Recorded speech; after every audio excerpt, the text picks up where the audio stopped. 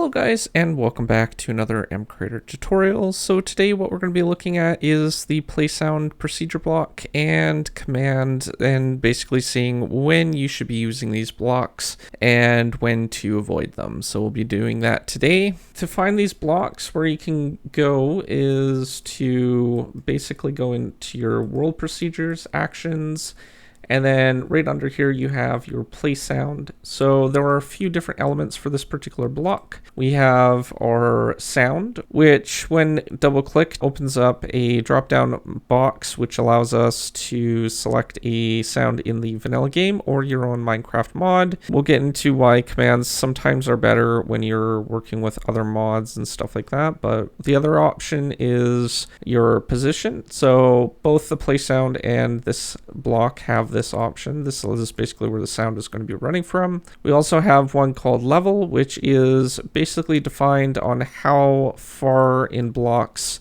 the player will be able to hear it. So for example, one will apply to 16 blocks away from the location of where the sound is being played. If you wanted 8 blocks, then you would do 0.5. If you wanted 4 blocks, you would do 0.25, and so on. The pitch is basically the octave or the note that is going to be played. So basically, if you're using a note block, this would be the octave. You would control it based on a value between 2 and 0. Most sounds will play between generally 0.5 and 2 generally. It's very rare that there will be sounds that are that go near 0 for pit. And then we have a category, which is basically where the sound is going to be playing from. So for example, if it's like a UI element, you would do something like UI, or if you wanted maybe a master, this will apply it to all sound categories. You also have music, record, weather, block. Block is most commonly used, I guess. Neutral is for things like creatures and things like that, where hostile is for hostile mobs, and then you also have players, so anything that is a player entity. Ambient, and there's a few other ones in here as well. So voice, I don't know what voice is. I think that has to do with the narration possibly, and ambient would be things like, I don't know, like cave sounds and stuff like that. So the cave sounds that play when you're near a cave and stuff. And the rest are pretty self-explanatory though.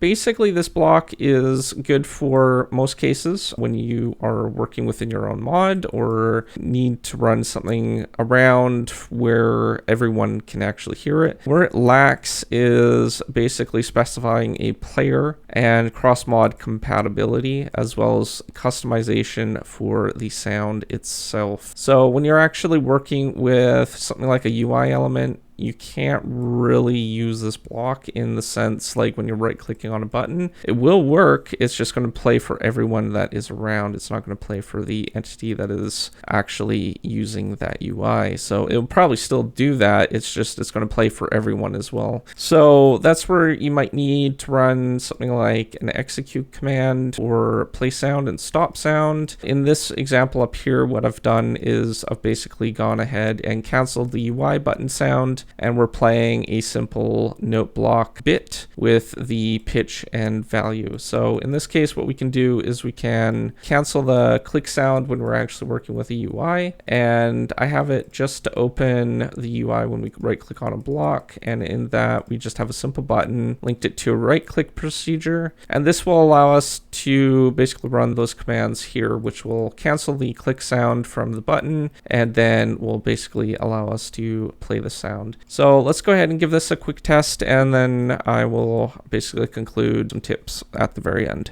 Alright, so we're in game, and if we right click on any block, this will open, and then we have our button here. Before we click on that button though, I'm going to open up the game menu, and we're going to just click on some buttons to hear what the sound would normally sound like when we're actually right clicking on a button.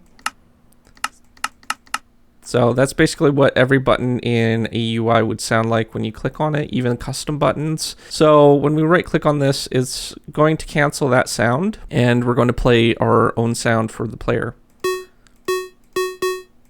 So as you can see, we can actually play a sound like that when we're actually right-clicking on a button. I created a tutorial for this on my Discord server, so it's under the tutorial section. If you're interested in how this is possible, definitely check out that, as well as the commands that I used for basically doing that. When you should be using commands, basically anytime that it's not supported for the play sound block. So if you, like in the case with the UI, we needed to select a target. The block that we have in here for the play sound doesn't allow us to select any targets. That's kind of one of its downsides. So if we want just to specify, for example, that's running the command or interacting with a button or something like that, we would use @s, and that would allow us to target the particular entity that is right-clicking on a button or something like that. The other downside to this is it doesn't support cross-mod compatibility. So sounds from other mods, obviously we can't do that if it's a drop-down. So we can't actually select it from another mod, even if it's in the mods folder. So that's kind of a downside as well. And I think that's pretty much the only two things that it doesn't support right out of the box. You could use variables with like the execute command block, but you don't have support for a simplified version, and it's more optimized if you use the play sound block compared to a command, because the game has to work harder when it's actually doing the command blocks, like for running a command, compared to playing a sound. So if you're running something like an update tick trigger, don't use commands, because that's just going to be really bad on performance.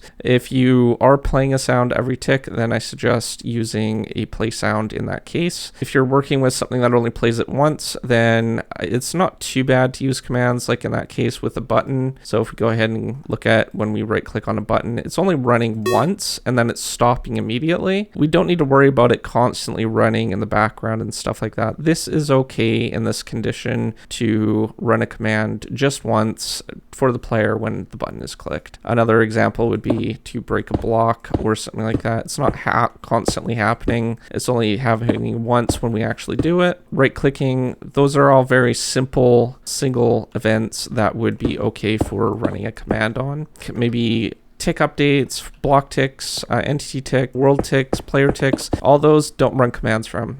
It's going to be really bad for performance. Even if you have a really good powerful PC like myself, you won't really notice it, but other people will. So just some tips on basically running commands and stuff like that. Other than that, if you are new to my channel, don't forget to subscribe, comment down below, rate the video, and I will see you guys in the next one. Thanks for watching. Peace out.